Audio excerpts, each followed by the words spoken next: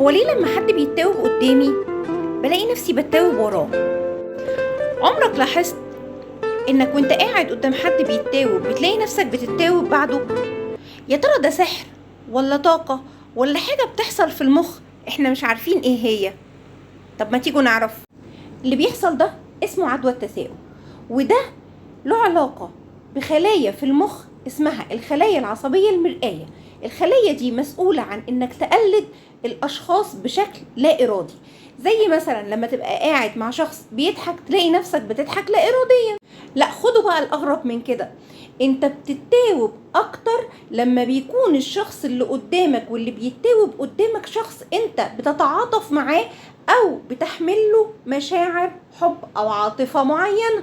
يعني مثلا لو ابنك او جوزك او بنتك او حد من صحابك او مراتك او حد انت مرتبط بيه او انت مرتبطة بيه عاطفيا التاوب قدامك، هتلاقي التثاؤب بتاعك جاي سريع جدا. على عكس لو الشخص اللي بيتاوب قدامك ما تعرفيهوش او ما بتربطكيش بيه علاقة عاطفية معينة، فتلاقي التثاؤب ممكن ما يجيش اصلا او بيكون بطيء. مش ده الموضوع طلع محير ناس كتير جدا.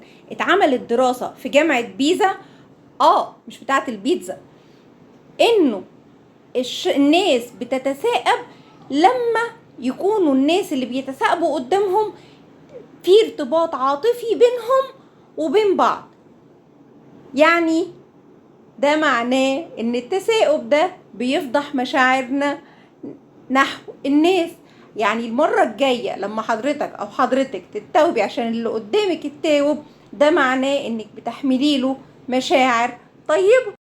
مش بس كده، ده علم النفس قال انه دليل على ان الشخص اللي بيتاوب لما حد قدامه يتاوب انه شخص متعاطف.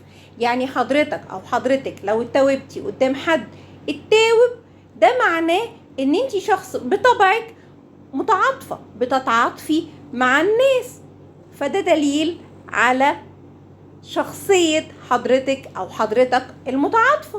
وده بيكون نوع من انواع المشاركة، بس من غير ما نحس. دي حاجة بتحصل كده من غير ما نبقى قاصدينها ولا حاسينها. المرة الجاية لما تتعاطفوا بعد حد ما تتضايقوش، ده معناه ان حضرتك او حضرتك شخص متعاطف. اوعوا تزعلوا، واكتبوا لي بقى في الكومنتات اكتر حد بتتوبوا وراه وبسرعة هو مين، وقولوا لي بقى المواقف المضحكة. لا بقى استنوا، رايحين فين؟ ما تنسوش اللايك والشير والاشتراك في القناة، وتبعتوا الفيديو لكل الناس اللي انتوا عارفينهم اللي كانوا بيدوروا على سر انا ليه بتاوب لما اللي قدامي بيتاوب.